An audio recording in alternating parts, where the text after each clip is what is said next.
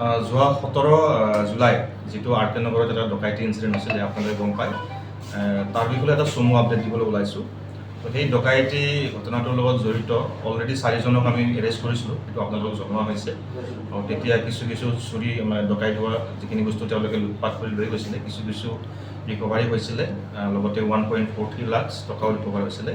আৰু সেই কেছটো যেতিয়া আমি ফাৰ্ডাৰ ফ'ল' আপ কৰিলোঁ, টেকনিকেল এনালাইচিছ লগতে আমাৰ চ'ৰ্চ লগাই ইনফৰমেশ্যন পোৱাৰ বেচিছত যোৱাকালি আৰু 2জন অভিযুক্তক আমি কৰায়ত্ব কৰিবলৈ সক্ষম হৈছোঁ। তেওঁলোক ডিমাপুৰত আত্মগোপন কৰি আছিলে। চ' তেওঁলোকৰ নামটো এজন হয় শিলচৰৰ আৰু এজন আমাৰ শিলগুৰি ডিষ্ট্ৰিক্টৰে হয়। চ' তেওঁলোকক আমি কোৰ্টত প্ৰডিউচ কৰিছোঁ। আমি পুলিচ ৰিমাণ্ডৰ কাৰণে এপ্লিকেশ্যন দিছোঁ। আৰু তেওঁলোকৰ পৰা আজি আমি কিছু মানে যিখিনি লুটপাট হোৱা সামগ্ৰী উদ্ধাৰ কৰিবলৈ সক্ষম হৈছোঁ।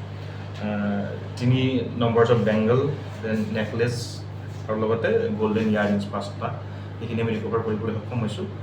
আৰু আমাৰ তদন্ত চলি আছে আৰু কোন জড়িত আছে ইয়াতে, আৰু যিখিনি লুটপাট সামগ্ৰী যিখিনি বাকী আছে সেইখিনি উদ্ধাৰ কৰিবলৈ আমাৰ অভিযান অব্যাহত আছে। নগদ ধন আজি নগদ আজি পোৱা নাই। আগতে যেতিয়া 4জন আমি এৰেষ্ট কৰিছিলোঁ তেতিয়া 1.43 লাখ ৰিকভাৰ হৈছিল। এই ঘটনাৰ সৈতে আৰু কিবা জড়িত আছে নেকি বা সকলোকে আপোনালোকে শেষ কৰিলে নেকি? তদন্ত চলি আছে, টু আৰ্লি টু চে, তদন্ত চলি আছে। আৰু যি আমি ইনপুট পাওঁ সেই হিচাপে তদন্ত অগ্ৰগতি হ'ব। আৰু যদি কাৰোবাক এৰেষ্ট কৰিব লগা হয়, আৰু লগতে আমি যিখিনি বাকী অৱশিষ্ট যিখিনি লুটেড সামগ্ৰী সেইখিনি আমি ৰিকভাৰ কৰিবলৈ চেষ্টা অব্যাহত ৰাখিছোঁ। Thank U.